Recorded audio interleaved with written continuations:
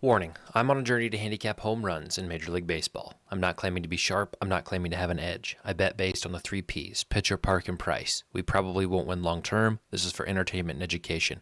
If you like the video, like the video. There's no added vig for clicking that thumb. Welcome back to the Green Means Go channel. It's your host, me. I realize this is a mess. Let's speed through it because yesterday was one of our better days in a while. I mean, besides the day that made me shave my face and eat rice for 24 hours. In the first game of this doubleheader, I had Larnick and Mullins. They decided to hit one a day late and a dollar short. They went yard in the second game. Same thing for JT Realmuto here. Had him in the first game. He went yard in the second game. Grisham and Carpenter find themselves in the I got robbed category today. Both of them hit one over the fence. Just so happened that the outfielder put the glove over and took it from them. Brandon Lau hit one 410 yards off the top of the wall. So all three of these guys really were great reads. They had the ball nearly where they needed to, just a little bit unlucky. This game in Cincinnati ended up being okay. Only 3 home runs. I say only, but we did have Spencer Steer and Lennon Sosa there. This game in Chicago, 4 home runs total. Kyle Stowers was responsible for 2 of them. So we hit him again. Seiya Suzuki I had right here. He went yard. Game in Texas. I don't know why I watched it. I shouldn't have watched it. I flat out should not have viewed the game. Britton Doyle, keep in mind, we'll talk about it in a second, I had that round robin going, and I had already hit our 2 guys with Manzardo up here and whoever else hit one. I don't know why I didn't include it. Where is it? Who else hit one? Oh, Gunnar Henderson. That's why. It was kind of an odd play, but I threw it in. And so Britton Doyle would have probably made us even for the year. Probably would have got us to profit on the year had he hit one. And I was watching it, and he pulled one, and it grazed the foul pole. Like the distance was there. I was watching. I was like, no way, no way, no way. Just like this close, foul ball. Oh my goodness, he had it. He had it. So tough break there, but I did say I like the over. 11 runs scored, so that cashed. Kansas City was probably the biggest letdown of the day, leading for 8 innings, and then in the bottom of the 8th, gave up 2 runs to relinquish the lead. They lose 2-3. And, overall, good day yesterday. 1.66 units to the positive. We hit Manzardo straight, we hit Sosa straight, and we hit our round robin by 2s with Gunnar and Manzardo. That paid a really good... I think it was a total of 1.2 total units in and of itself. So really solid day. Looking at our updated metrics, our leans are minus 1.8 units, but our official plays are up 2.2 units. That's great. That's awesome. That's what I want it to be. That's good. It tells me you're doing a good thing by slimming it down and doing this new strategy. Our Park Plus rating, so far I've played 5 green games I'm really optimistic about, 20 middle-of-the-pack games, and 5 bad games. Now, ideally, these colors down here would match the color of the park. So far, pretty close. These two are only separated by 0.05 home runs per game, but my green plays are averaging almost 4 home runs total. So that's exactly where I want to be. The only thing to say negative about all this is we're down 4.27 units. But guess what? At one point, not too long ago, we were down 9 units. So I think we are making strides in the positive direction. I'm having more fun doing this. It's much more rewarding for me to do this. You guys have said that it is the same for you. We are up to 8 signups for Novig. If you have not signed up for Novig, use code GMGO at 25. We'll give away $100. We are far away from that. This is the slate today, guys. Teeny tiny smally bobally. 6 total games on the slate, and a couple of them start in like an hour and a half. So I apologize for being a little late on the run today. Game in Atlanta is yellow across the board. Smith Schroyer is pitching. He's fine. Trevor Williams is pitching. Kind of an odd pitcher. He's fine. I don't have any leans. Good conditions, though. Prices are not anything that I was raring to click on. So, I don't hate you if you play anything from this game. I think you may be able to pick and choose and find a guy. But overall, nothing jumped out to me. I don't want to force anything.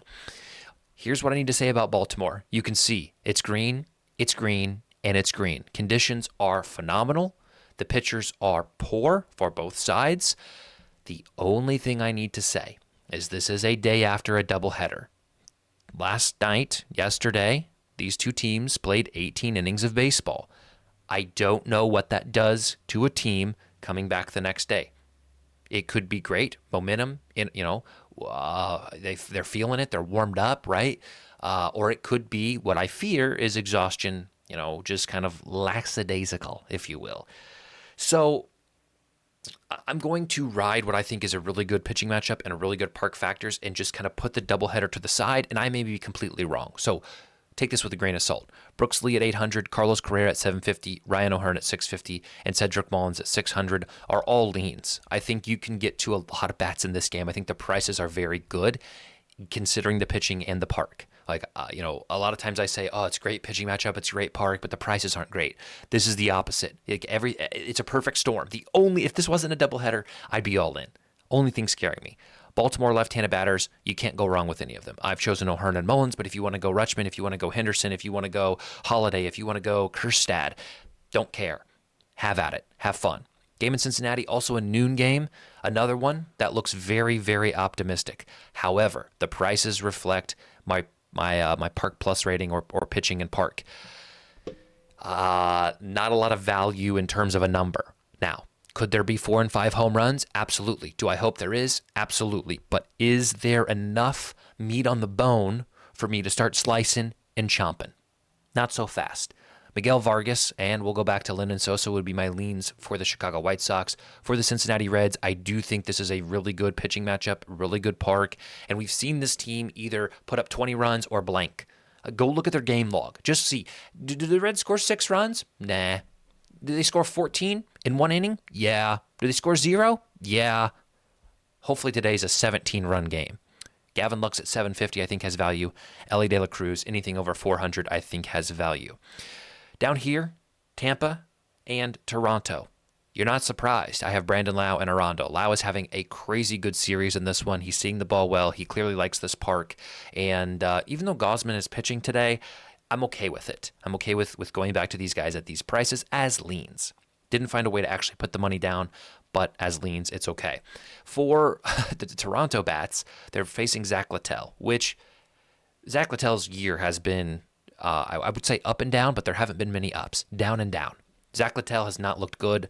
Multiple games with multiple home runs. I believe he has a 4 home run game and maybe 2 or 3 2 home run games. But like I say in every video, this Toronto team, they're actually finding it a little more lately. They started off pretty poor in terms of offensive production.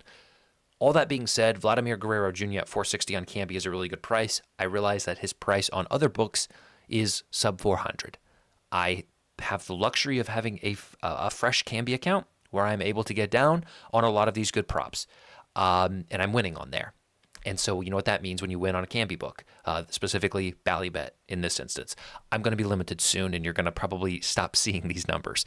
But for now, we'll ride it while we can. Vladimir Guerrero Jr. at 460 is an official play, and as you can see, it's my only official play. Game in Texas, I'm very negative about. Hunter Brown is pitching. And dare I say, Hunter Brown has looked like one of, if not, the best pitcher in the majors this year. 1 home run given up in eight total games. Pitching the lights out, just looked incredibly sharp. And while this Texas team is finding a rhythm lately, I don't like any of the guys in a matchup against him, especially after coming off this series with Colorado where they were putting up a ton of runs and they were feeling good and they kind of were playing inferior competition. Now it's shifting, and they're going to see the best pitcher they've seen in weeks. So don't like the matchup with Texas. DeGrom is pitching for Texas against these Houston bats, and with Alvarez out of this lineup, I just think they lose a significant amount of production. And Yanier, help me out, chat. You guys are really good at helping me with these pronunciation. Diaz at 780 is the only guy that I think has value.